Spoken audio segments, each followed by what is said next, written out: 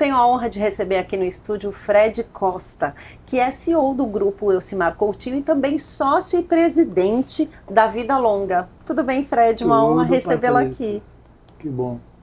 Bom, falando aqui nesse sucesso da 8ª edição do Enati, eu percebi que você falou na sua palestra sobre ser um grupo familiar, mas com uma gestão extremamente profissional. Eu queria que você contasse para o nosso público um pouquinho sobre isso. Pronto, Patrícia, é assim. Tudo começou na primeira geração. A primeira geração é o professor Elcimar. Sim. Então, o professor Elcimar, ele tinha o comando da empresa e ele atuava basicamente só, né? Ele era o líder, isoladamente. E eu cheguei para ajudá-lo nesse processo de transição.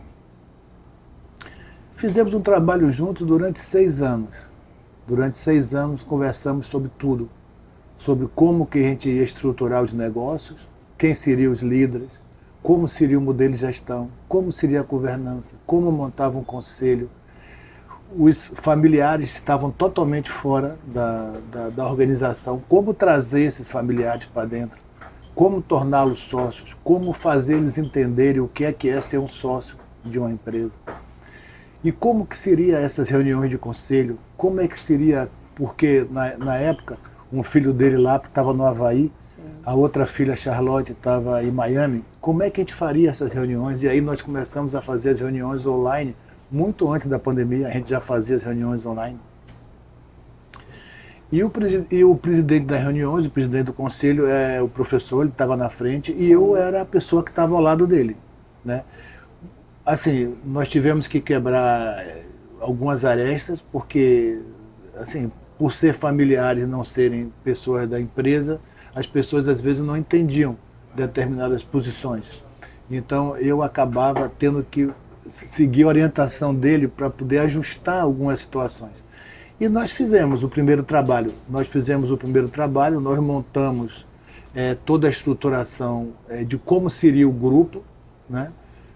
Não só na parte de gestão do negócio, mas também da parte de gestão da família, porque também trabalhamos na parte de testamento, na parte de inventário. Inclusive, nessa parte de testamento, ele me deixou como testamenteiro dele, eu sou o testamenteiro dele, sou inventariante também do grupo, sim, que agora, graças a Deus, está tudo resolvido, já está tudo, esse ponto já foi superado, mas que foi um trabalho árduo que foi feito olhando a família, nesse item, no caso das empresas, olhando o negócio, no caso das empresas, e no caso da propriedade, vendo como é que isso faria, ou seja, como é que seria um contrato social, quem entraria no contrato social, que percentual teria, como é que essa pessoa receberia a distribuição, como é que isso seria colocado dentro do cunho familiar dessa pessoa, como é que essa pessoa ganharia essa independência de poder desenvolver seus projetos e seguir. Pronto. E aí nós fizemos todo um trabalho que envolveu negócio, propriedade e família. Com isso, o que somos hoje é fruto do que nós fizemos no passado. Então, o que nós estamos seguindo hoje é seguindo aquilo que foi combinado com ele. Eu sigo o que foi combinado com ele, né? Então, infelizmente veio a pandemia, e após a pandemia, o professor precisou se isolar, né? E ele me ligou um dia e falou que estava indo para Interlagos, que é uma casa de praia dele aqui. E indo para a casa de praia, ele me pediu que assumisse o grupo. Aí eu assumi o grupo, mas assim, mas prestando conta a ele, né? E sempre na relação com ele. Então eu falava com ele, eu dizia as coisas para ele e eu ia tocando. Mas eu estava aqui em Salvador, eu estava em Salvador e ele estava aqui pro lado de Interlagos, na linha norte. As coisas foram evoluindo e muitas das coisas já estavam definidas de como seriam feitas. E lembro que assim, uns 15 dias antes ou 20 dias antes dele ficar doente da Covid-19, ele me chamou para passar um dia com ele lá em Interlagos. E eu fui almoçar com ele lá. Nós passamos um dia junto, foi ótimo. Foi a última vez que eu estive com ele. E eu levei os livros da Vida Longa. A Vida Longa é a holding da empresa que também foi criada nessa fase. Nós criamos essa holding também porque é a dona das empresas, né? E eu levei esse livro da Vida Longa para ele e ele tinha que assinar, que era o repasse das cotas. Sim. Né? E aí ele assinou, né, e perguntou, e agora, Fred, o que é que eu faço? Eu digo ao professor, se o senhor quiser, pode ficar até na rede agora. Aí foi um problema, né? Como que ele ia ficar na rede? Nem pensar, né? Não. Não estava nos planos dele jamais. Não, hipótese nenhuma, ótimo, estava, sabe, feliz, dizendo o que ia fazer, tudo. Muitas recomendações, sempre eu tive as recomendações dele, e eu sigo as recomendações dele, e ele estava ótimo.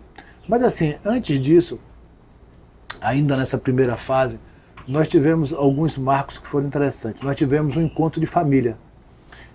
Foi o primeiro encontro de família onde nós juntamos todos os familiares, e a grande maioria hoje, eles estão aqui hoje já estão integrados. Naquela época, eles não sabiam nem o que era, né? Então, o que era que estava acontecendo. Agora eles já estão integrados já no grupo. Que era um grande sonho do Dr. Elcimar. Era tudo o que ele queria, porque como é que ele trabalhava comigo? Fred, nós precisamos trazer lá do Havaí e Charlotte de Miami. Ele queria que cada um assumisse seus papéis no negócio. Sim. Né? E assim, só que eles tinham a vida dele, lá porque estava lá no Havaí há não sei quantos anos, Charlotte também na vida dela no Miami. Então era muito difícil, mas a gente, tanto eu quanto ele, nós íamos trabalhando com isso. Aí o que aconteceu? Infelizmente ele não viu, mas todos voltaram. E voltaram logo em seguida ao falecimento dele. Sim. Então, assim, tem uma característica do professor que é interessante. A parte do planejamento familiar, por exemplo. Sim. Ele lutou a vida toda por isso. Quando ele faleceu, aí a Prefeitura de Salvador cria a data do planejamento familiar, que é no aniversário dele. Sim. Quer dizer, mas pô, ele podia estar lá para ver, né? Não precisava. Sim. Né? Então, assim, tem uma característica nele que muitos dos sonhos, das vontades dele acontecem. Mas acontecem. Foram consolidados depois, mas aconteceram. Mas aconteceram, né? E assim, então essa reunião familiar foi muito interessante, porque ele sabia o que estava acontecendo, ele sabia o que é que ele queria no futuro, ele sabia como conduzir isso, né? E foi nessa reunião que ele me surpreendeu, porque ele me deu uma cota da vida longa, né?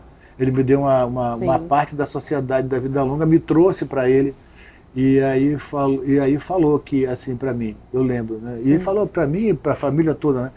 Mais do que isso, ele fez um documento e botou todo mundo para assinar. Imagina o que ele fez, né?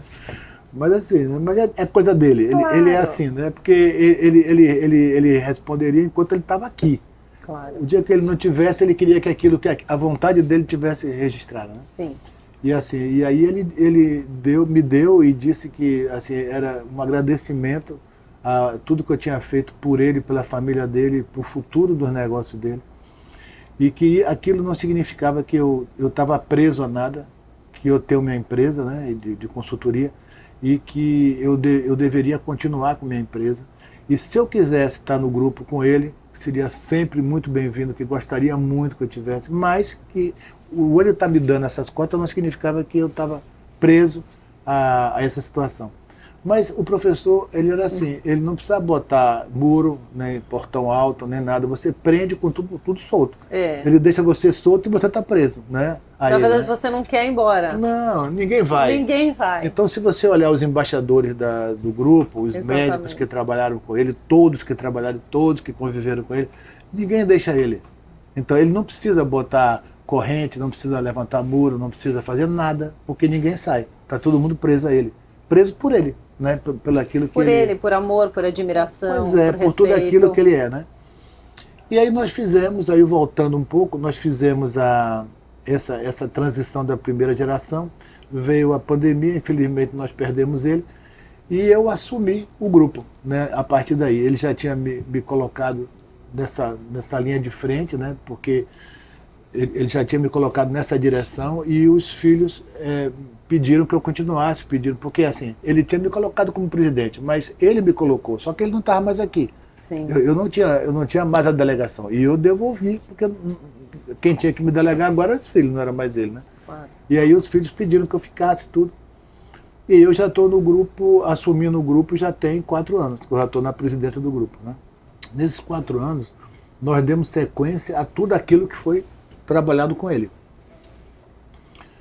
O grupo profissionalizou, né? Hoje nós temos uma gestão totalmente profissional. Para vocês terem uma ideia, todas as empresas hoje são auditadas, e nós não precisamos disso, apenas o CEPA é necessário em função da filantropia. Sim. As outras empresas não precisam, mas nós auditamos todas. O grupo segue uma linha de desenvolvimento tecnológico, o grupo segue uma linha de diversificação, o grupo segue uma linha de ocupação nacional de mercado, e eu procuro fazer algo que ele sempre dizia. O que é que ele dizia para mim? Ele dizia: Fred, nós somos, o grupo é como se fosse uma mão, e essa mão tem vários dedos, mas todas estão ligadas à mesma mão. Então, aqui é o CEPA, aqui é o MECO, aqui são as clínicas, aqui é a Integra, aqui é a Vida Longa, são várias empresas. Essas empresas estão dentro da mesma mão, são diferentes, mas estão dentro da mesma mão. E o que é que eu procuro fazer? Eu procuro harmonizar as empresas. Então eu procuro fazer com que a força de uma ajude no fortalecimento da força da outra. Então, o CEPA entra muito com a parte do planejamento familiar. Sim. O CEPA é um hospital-dia. É um hospital-dia, tem um ambulatório, é uma referência em Salvador. Nós temos muitos, 40, 50 médicos lá atuando.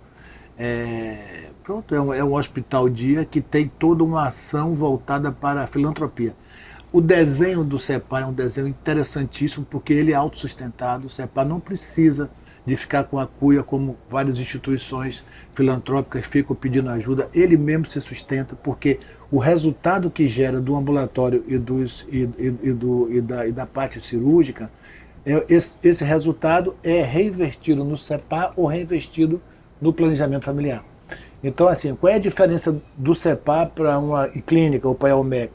É que, no caso das empresas privadas, o resultado ele é dirigido para os sócios, né? Você paga como distribuição de lucro. No caso do CEPA, esse resultado não tem distribuição de lucro porque não tem sócio.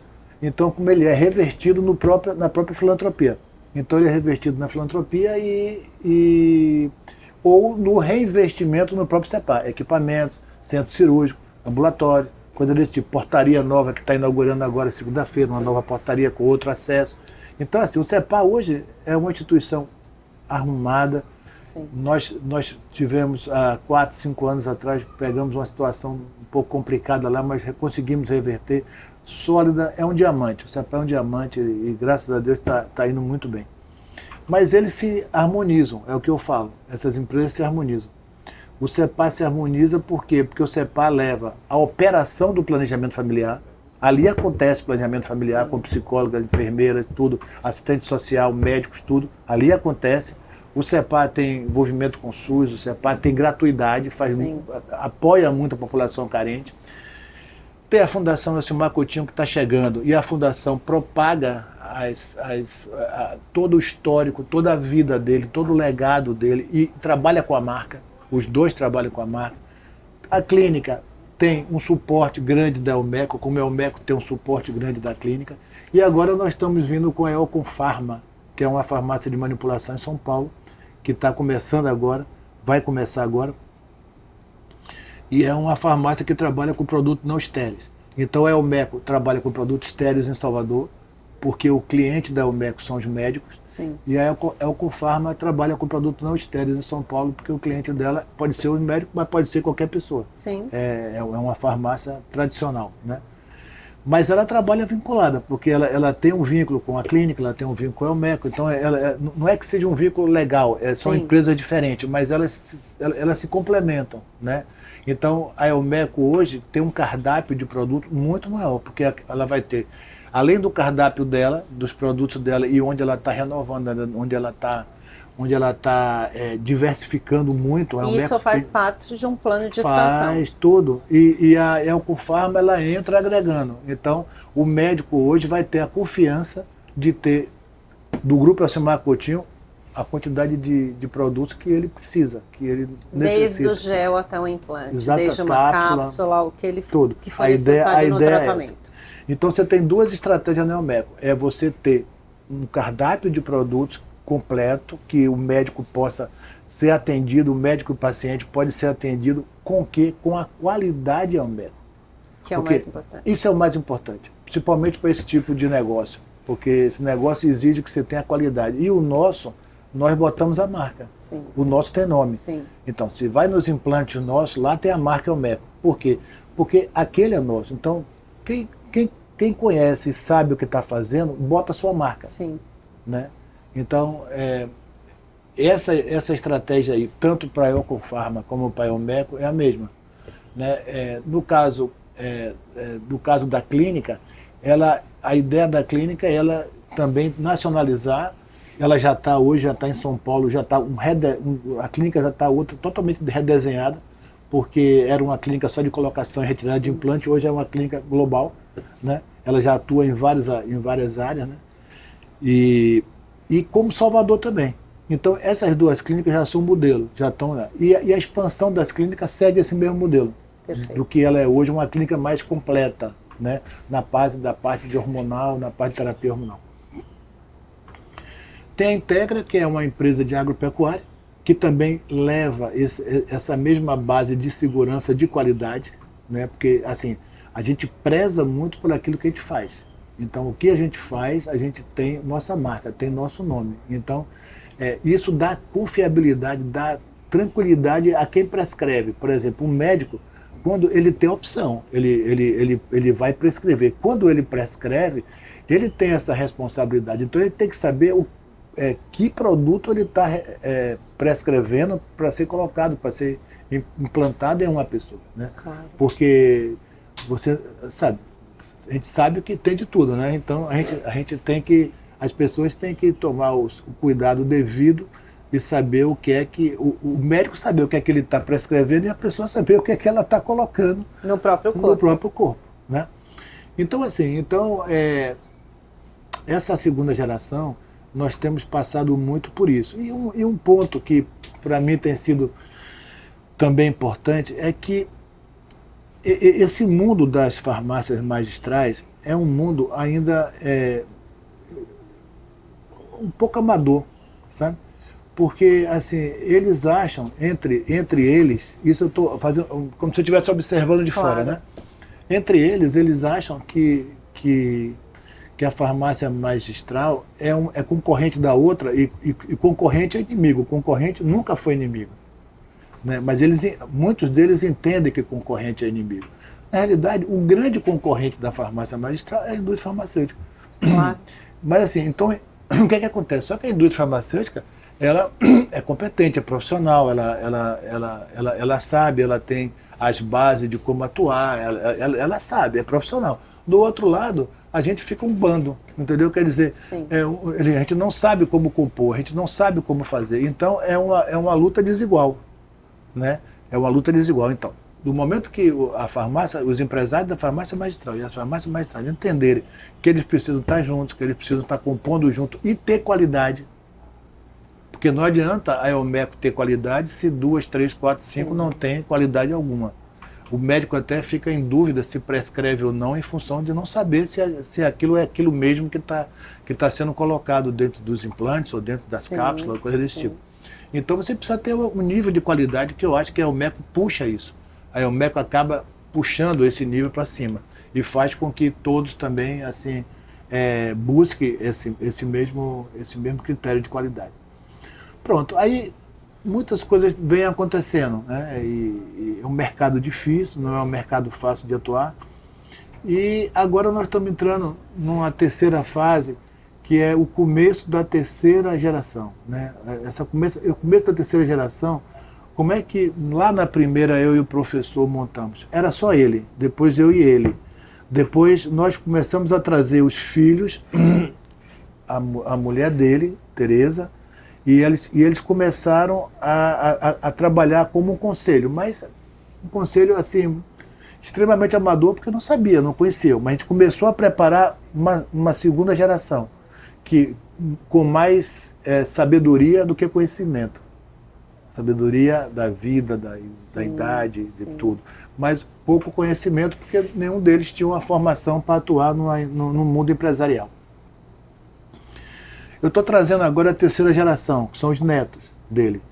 Só que esses netos, a maioria deles já tem uma outra formação, já tem uma outra forma de colocar, já tem formação assim, técnica. Então, o que, que nós estamos fazendo? É dando experiência profissional, é fazendo eles ou voltarem para a universidade para estudar, ou retomarem a vida de alguma outra forma no mundo empresarial, e eles estão começando a se desenvolver nessa linha. Então agora está vindo uma terceira geração, são pessoas jovens. Eu tive a oportunidade de trazer Lapinho aí na minha abertura do Enati desse ano. Lapinho é filho de Lapo, é neto do professor, muito parecido com ele. Assim, e é interessante o Lapinho, porque o Lapinho foi assim, um dia ele me ligou e aí falou assim: poxa, Fred, eu queria muito que você me ajudasse a entender um negócio que eu estou querendo entrar. E era um negócio era um protetor solar para o surf, né? Uhum. E aí eu fui entender o negócio. Aí entrei com ele tudo, fui entender e achei uma fria para ele, né? Mas aí ele falou, mas eu percebi nele assim, a visão empresarial. Ele sabia o que perguntava. Estava no DNA. Ele estava lá escondido, né? Mas eu sabia. Aí eu disse: poxa, esse menino tem condição de ir, né? Aí passou tudo, ele desistiu do negócio, né? Aliás, eu fiz ele desistir do negócio. Aí eu falei: Lapinho, tu quer conversar comigo um dia desse? Lá, vai conversar comigo pra gente ver, quem sabe, né? Você não veio trabalhar comigo, tudo. Larguei lá, né? A sementinha, né? Um dia ele apareceu. Aí um dia ele apareceu, chegou lá de bermuda, sandália de havaiana, camisa ragtime aqui, ó. Aqui, todo queimadinho do sol. Fred, eu pensei tudo tal, eu acho que de repente eu posso trabalhar com você. Eu digo: pode sim. Eu perguntei: e a faculdade? Na faculdade eu fiz administração, mas eu parei no terceiro ano. Eu digo: tá. Você quer mesmo vir? Quero. Então a gente vai fazer o seguinte: você vai voltar para a faculdade. Voltar. Eu vou voltar. Eu digo: vai. Você vai voltar para a faculdade. E daqui, agora, você vai no shopping, você vai comprar calça, camisa, sapato. Foi assim. Esse foi o primeiro embate com o Lapinho. Ele era do mundo do surf, né? E ele fez, viu? Aí ele fez, começou a ir trabalhar, vocês viram, né, a apresentação dele, né? E ele fez, ele foi, ele começou tudo. E aí, quando chegou agora, ele trabalha comigo já há 3 anos. Eu fui botando ele para entrar nas reuniões, cada uma pior do que a outra, e ele lá perdido no meio. Mas eu forçando ele a entrar, e ele entrando comigo. E assim, digo que é um dos meus escudeiros hoje, é uma das pessoas que eu peço para fazer, ele vai e faz, ele não titubeia. Não, e sabe fazer, né? Então assim, eu venho trabalhando nele, eu venho formando ele, né? E aí, o que acontece? Existia no grupo e assim uma sensação assim de que o surf era algo que assim, não quer nada, deu pro surf. Não era algo assim que tinha profissional e que tinha longevidade. Não é assim, Patrícia, não é nem longevidade. É assim, a gente não conseguia enxergar a força que tinha aquilo ali. A gente não conseguia enxergar. Sim. Quando eu falei para Lapinho, eu digo: Lapinho, eu queria que você, esse Enati, eu quero que você entre comigo. Eu vou fazer uma apresentação muito rápida, mas eu quero que você entre representando a terceira geração. Então vocês viram que eu passei várias fotos ali de várias pessoas, e parou nele a última. Sim. Porque ele estava ali para representar a terceira, para falar pela terceira. Ou seja, é aquele padrão, é ali que ele estava falando por todos os jovens que estão no grupo, que estão entrando no grupo, e ele estava falando. E aí eu falei para ele: rapaz, a gente tem que associar o surf à gestão. E aí a gente começou a conversar isso lá em São Paulo, até que estava em São Paulo. O que acontece? Quando você está no surf, você vai para o mar e é você e o mar. Só. É isso mesmo. Você não sabe o tamanho da onda que vem. Você não sabe se o tubarão vai atacar você por baixo. Você não sabe se você vai tomar um caldo e você vai ficar embaixo e vai bater a cabeça numa pedra. Você não sabe. Você viu que ele fala até que é como se fosse uma meia dentro de uma máquina de lavar. É como você fica num caldo daquele. O empresário, ele segue a mesma lógica. O empresário é um solitário, é um sozinho. Eu sou sozinho. A minha conversa é com o meu travesseiro. Eu converso com o meu travesseiro. A minha conversa é única. Eu converso com ele e resolvo. Ouço todo mundo, mas eu decido. Mesma coisa é ele, porque é ele que tem que decidir. Está ele e o mar. Ele não tem muito. Quando vem uma onda, e eu estou falando de onda de 20 metros, 30 metros... Não é uma marolinha. Não. Né? Você viu? Ele fala que o volume de água são 200 toneladas em cima de você. Imagina. O que é 200? É um prédio de 8 andares. Sim. Imagina o que significa isso. Então, uma pessoa que se prepara para isso, uma pessoa que tem que ter disciplina, tem que ter preparação, tem que ter atenção, tem que ter foco, concentração, tudo. Não ter medo de passar em porta de cemitério, entendeu? Não se tremer todo, porque quando o empresário que se assusta com qualquer coisa, coitado, dá pena, né? Ele também não pode. Então, o que é que nós fizemos? Nós fizemos mostrando que... Um paralelo. É um paralelo, mas mostrando que o empresário, se tiver essa característica de quem está no surf, já sai na frente em muito. Muito. Né? Em muito. E ele tem essa característica. Ele tem calma, ele tem que ter raciocínio frio. Repare, se você comparar, sim, você vai ver. Então, sim, o que é que eu estou querendo dizer? Eu agradeço e muito hoje por ele ter feito o surf. Claro. Porque ele ter feito o surf deu uma condição total a ele hoje de ser o cara que ele é. E o que ele vai ser. Porque eu não tenho dúvida nenhuma que Lapinho vai ser o empresário que vai comandar, e eu sei disso, e eu tenho plena certeza disso. Né? Eu tenho trabalhado muito nele, assim como eu trabalho em Patrícia, assim como eu trabalho em Charles, assim como eu estou trabalhando em Jasmine, assim como eu trabalho em Charlotte, né? Em Gal, em todos eles. Tá? Assim, porque cada um deles tem uma característica, cada um deles tem suas forças. E a gente tem que trabalhar em cima dessas forças. Então, assim, no caso, essa terceira geração está chegando, e é uma terceira geração que se une à primeira e à segunda. Porque, assim, dentro desse grupo da empresa, você tem pessoas que já vêm com o professor há muitos anos. Você tem pessoas que recém entrou no grupo. E tem os meninos que estão chegando.